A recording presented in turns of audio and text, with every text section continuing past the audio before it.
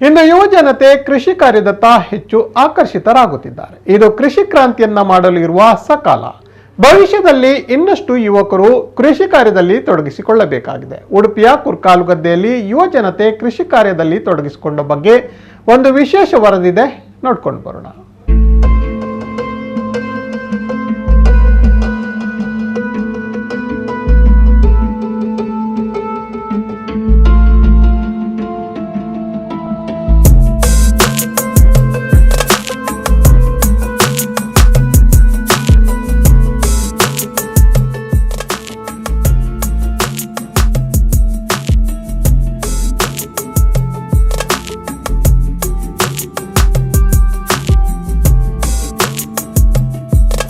ಒಂದು ಕಾಲದಲ್ಲಿ ಕೃಷಿಕ ಭಾರತದ ಬೆನ್ನೆಲುಬು ಎಂದು ಹೇಳ್ತಾ ಇದ್ರು.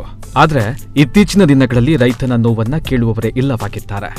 ಆದ್ರೆ ಶಾಲಾ ಕಾಲೇಜುಗಳಲ್ಲಿ ಕೃಷಿ ಕಾರ್ಯದ ಬಗ್ಗೆ ವ್ಯಾಪಕ ಜಾಗೃತಿ ಆರಂಭವಾದ ಬಳಿಕ ಕೃಷಿಯನ್ನ ಪುನರುಜ್ಜೀವನಗೊಳಿಸಲು ಯುವಕ ಯುವತಿಯರು ಮುಂದಾಗ್ತಾ ಇದ್ದಾರೆ. ಉಡುಪಿ ಜಿಲ್ಲೆಯ ಮಣಿಪುರ ಸಿಎಸ್ಐ ಕ್ರಿಸ್ತ ಮಹಿಮಾ ಚರ್ಚ್ ಮತ್ತು ಉಡುಪಿ ವಲಯ ವತಿಯಿಂದ ವಿಶೇಷ ಕಾರ್ಯಕ್ರಮ ನಡೆಯಿತು.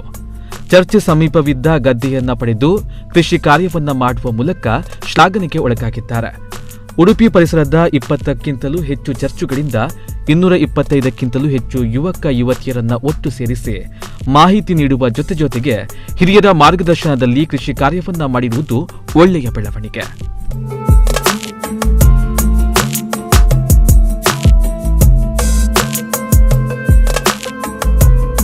ಧಾರ್ಮಿಕ ಕೇಂದ್ರದಲ್ಲಿ ಪ್ರವಚನದ ಜೊತೆಗೆ ಕೃಷಿ ತೋಟಗಾರಿಕೆಯ ಬಗ್ಗೆ ಮಾಹಿತಿ ನೀಡುವುದರಿಂದ ಕೃಷಿಯನ್ನ ಪುನರುಜ್ಜೀವನಗೊಳಿಸಲು ಸಹಕಾರಿ ಆಗುತ್ತದೆ ಎನ್ನುತ್ತಾರೆ ಧರ್ಮಗುರುಗಳು. ಪ್ರಿಯರೇ, ಇಂದು ಸಿಎಸ್ಐ ಪ್ರಶಸ್ತಾಂತ ಧರ್ಮಸಭೆಯಾಗಿ ನಮ್ಮ ಉಡುಪಿ ತಾಲೂಕಿನ 20 ಬೇರೆ ಬೇರೆ ಚರ್ಚಿನ ಯೌವನಸ್ಥರು ಮುಂದೆ ಬಂದು ಗದ್ದೆಯಲ್ಲಿ ನಾಟಿ ಮಾಡುವ ಕಾರ್ಯಕ್ರಮದ ಮೂಲಕವಾಗಿ ನಾವೊಂದು ವಿಶಿಷ್ಟವಾದಂಥ ಕಾರ್ಯಕ್ರಮವನ್ನು ಹಮ್ಮಿಕೊಂಡಿದ್ದೇವೆ.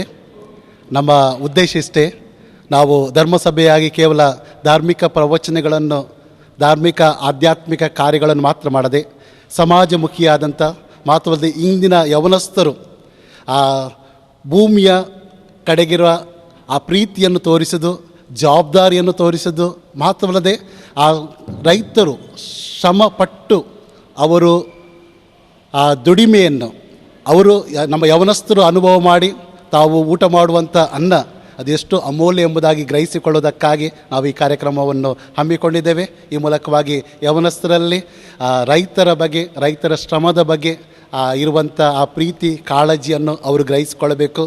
ಈ ಮೂಲಕವಾಗಿ ತಮ್ಮನ್ನು ತಾವು ತೊಡಗಿಸುವ ಮೂಲಕವಾಗಿ ಮಾತ್ರವಲ್ಲದೆ ಇಂದು ಕೇವಲ ನಾಟಿ ಮಾಡುವಂಥ ಕಾರ್ಯಕ್ರಮ ಮಾತ್ರ ಅಲ್ಲ, ಇದನ್ನು ನಾವು ಮುಂದುವರಿಸ್ತಾ ನಂತರ ಕಳೆ ತೆಗೆಯುವಂಥದ್ದು, ಅದೇ ರೀತಿಯಲ್ಲಿ ಗೊಬ್ಬರವನ್ನು ಹಾಕುವಂಥದ್ದು, ನಂತರ ಕೊಯ್ಲಿನ ಸಮಯದವರೆಗೂ ಕೂಡ ನಾವು ಈ ಕಾರ್ಯಕ್ರಮವನ್ನು ಮುಂದುವರಿಸ್ತೇವೆ.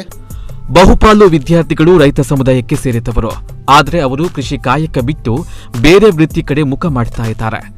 ಇಂತಹ ಕಾರ್ಯಕ್ರಮಗಳಿಂದ ವಿದ್ಯಾರ್ಥಿಗಳನ್ನ ಒಂದು ಕಡೆ ಸೇರಿಸಿ ಕೃಷಿಯ ಬಗ್ಗೆ ಸಮಗ್ರ ಮಾಹಿತಿಯನ್ನು ನೀಡಿದ್ರೆ ಅವರೆಲ್ಲರೂ ಕೃಷಿಯಲ್ಲಿ ಪ್ರೀತಿಯನ್ನ ಬೆಳೆಸಬಹುದು. ನಮ್ಮ ಉಡುಪಿ ಏರಿಯಾ ಮತ್ತು ಮಣಿಪುರ ಚರ್ಚಿಯ ಯೂತ್ನವರು ಸೇರಿ ಸುಮಾರು 10-12 ಚರ್ಚಿ ಒಂದು ಕುರ್ಕಾಲು ಗ್ರಾಮದ ಎಲ್ಲ ಇಲ್ಲಿಯ ಯುವಕರೆಲ್ಲ ಸೇರಿ ನಾವು ಈ ಕಾರ್ಯಕ್ರಮವನ್ನು ಹಮ್ಮಿಕೊಂಡಿದ್ದೇವೆ. ಇದನ್ನು ಉತ್ತಮವಾಗಿ ನಡೆಸಿಕೊಟ್ಟಿದ್ದಾರೆ ಯೂತ್ನವರು. ಅದಕ್ಕಾಗಿ ಅವರಿಗೆ ವಂದನೆಗಳು. ಮತ್ತು ಅವರು ಇದರಿಂದ ಮುಂದೆ ಇದನ್ನು ಇವತ್ತಿಗೆ ನಾವು ಇದನ್ನು ನಿಲ್ಲಿಸುವುದಿಲ್ಲ. ಇದನ್ನು ನಾವು ಮುಂದೆ ಅದರ ಗೊಬ್ಬರ ಹಾಕುವುದು ಹೇಗೆ, ಅದರಲ್ಲಿ ಕಳೆ ಬಂದ ತೆಗೆಯುವುದು ಹೇಗೆ, ಅದರ ಮಾಹಿತಿ ಕೂಡ ಅವರಿಗೆ ಇನ್ನು ಮುಂದಿನ ಸಮಯದಲ್ಲಿ ಮತ್ತು ಅದನ್ನು ಕಟಾವು ಮಾಡೋ ಟೈಮಲ್ಲಿ ಕೂಡ ಅವರೇ ಕಟಾವು ಮಾಡಬೇಕಂತೇಳಿ ನಮ್ಮ ಒಂದು ಅನಿಸಿಕೆಗಳುಂಟು. ಅದು ಮುಂದಿನ ವರ್ಷಕ್ಕೆ ಏನು ಅದರಿಂದ ಒಂದು 100ರಲ್ಲಿ ಒಂದು 5% ಆದರೂ ಪ್ರತಿಫಲ ಬರ್ಬೋದು ಅಂತೇಳಿ ನಮ್ಮ ಅನಿಸಿಕೆ. ಹಾಗೆಯೇ ಎಲ್ಲರೂ ಕೂಡ ಮಾಡಿದರೆ ಒಂದು ವೇಳೆ ಯುವಕರಲ್ಲಿ ಆ ಮನಸ್ಸು ಹುಟ್ಟಬಹುದು ಅಂತೇಳಿ ನಮ್ಮ ಅನಿಸಿಕೆ. ಮಣಿಪುರ ಚರ್ಚ್ ವತಿಯಿಂದ ಆರಂಭಿಸಿದ ಕೃಷಿ ಕಾರ್ಯ ಮುಂದಿನ ದಿನಗಳಲ್ಲಿ ಅದನ್ನ ನೋಡಿಕೊಳ್ಳುವುದರ ಜೊತೆಗೆ ತಂಡವನ್ನು ರಚಿಸಿ ಫಸಲು ಬರುವ ತನಕ ಎಲ್ಲರಿಗೂ ಜವಾಬ್ದಾರಿಯನ್ನ ಹಂಚಲಾಗಿದೆ. ಇಲ್ಲಿ ನಾವೆಲ್ಲ ಯೂತ್ಸ್ ಆಫ್ CSI ಚರ್ಚಸ್ ಎಲ್ಲ ಸೇರಿ ಇದೊಂದು ಕೃಷಿದೊಂದು ಲ್ಯಾಂಡ್ ತಗೊಂಡು ಅದರಲ್ಲಿ ನಾವು ಇವತ್ತು ಒಂದು ದಿವಸ ಇಡೀ ಗದ್ದೆಯಲ್ಲಿ ನಾವು ಹೇಗೆ ಉಳ್ತೇವೆ, ನಮ್ಮ ಮುಂಚಿನವರು ಗದ್ದೆಯಲ್ಲೆಲ್ಲ ಹೇಗೆ ವಿಷಯ ಇದು ಮಾಡ್ತಿದ್ರು ಅದನ್ನೆಲ್ಲ ನಮಗೆ ಇವತ್ತು ನೆನಪಿಸಿಕೊಂಡು ನಾವಿವತ್ತು ಎಲ್ಲ ಖಾಲಿ ಯೂತ್ಸ್ ಮಾತ್ರ from the age of 15 to 35 ಎಲ್ಲ ಒಟ್ಟಿಗೆ ಬಂದು ಎಲ್ಲ ಒಗ್ಗಟ್ಟಾಗಿ ನಮ್ಮ ಮುಂಚಿನವರು ಮಾಡ್ತಿದ್ದಂಥ ಪದ್ಧತಿ ಪ್ರಕಾರ ಅಲ್ಲಿ ಹೇಗೆ ನಡಿಬೇಕು, ಹೇಗೆ ನೆಡಬೇಕು, 9 ಇಂಚಲ್ಲಿ ಹೇಗೆ ಮಾಡಬೇಕು ಎಲ್ಲ ವಿಷಯಗಳನ್ನೆಲ್ಲ ನಮ್ಮ ಯೂತ್ಸಿಗೆ ತಿಳಿಸಿ ಅದನ್ನು ನಾವೀಗ ಜಸ್ಟ್ ಮುಗಿಸಿದ್ದೇವೆ. ಜಸ್ಟ್ ಮಳೆಯೆಲ್ಲ ಬಂದು it was unplanned. The best plan is always unplanned. So ಈ ವಿಷಯಗಳನ್ನೆಲ್ಲ ಇನ್ನೂ ಯೂತ್ಸನ್ನು ಮುಂದೆ ತಂದು ನಮ್ಮ ಕೃಷಿಗಳ ಬಗ್ಗೆ ನಾವು ಇನ್ನೂ ಎಚ್ಚರಿಕೆ ಮಾಡಿಕೊಂಡು ಇನ್ನು ಮುಂದೆ ಸಹ ನಾವು ಕೃಷಿಗಳಲ್ಲಿ ನಮ್ಮ ಇಂಟ್ರೆಸ್ಟನ್ನು ತೋರಿಸುವ. ಚರ್ಚಿನಲ್ಲಿ ಕೃಷಿ ಕಾರ್ಯಕ್ಕೆ ಚಾಲನೆ ನೀಡಿ ಅಲ್ಲಿಂದ ಗದ್ದೆಯವರೆಗೆ ಮೆರವಣಿಗೆಯಲ್ಲಿ ನೇಜಿಯನ್ನು ತಂದು ಸಂಭ್ರಮದಿಂದ ಕೃಷಿ ಕಾಯಕದಲ್ಲಿ ತೊಡಗಿಸಿಕೊಂಡ್ರು. ಸಹಭೋಜನದೊಂದಿಗೆ ಒಂದು ದಿನವಿಡೀ ಕೃಷಿ ಹಬ್ಬವನ್ನೇ ಮಾಡಿದ್ರು. ಯುವಜನತೆ ಕೃಷಿ ಕಾರ್ಯದಲ್ಲಿ ತಮ್ಮನ್ನ ತೊಡಗಿಸಿಕೊಳ್ಳುವ ಮೂಲಕ ಮತ್ತೆ ಕೃಷಿ ಕ್ರಾಂತಿ ನಡೆಯಲಿ. ಪ್ರಮೋದ್ ಸುವರ್ಣ ಕಟ್ಪಾಡಿ, ನಮ್ಮ ಕುಡ್ಲ ನ್ಯೂಸ್ 24/7 ಉಡುಪಿ.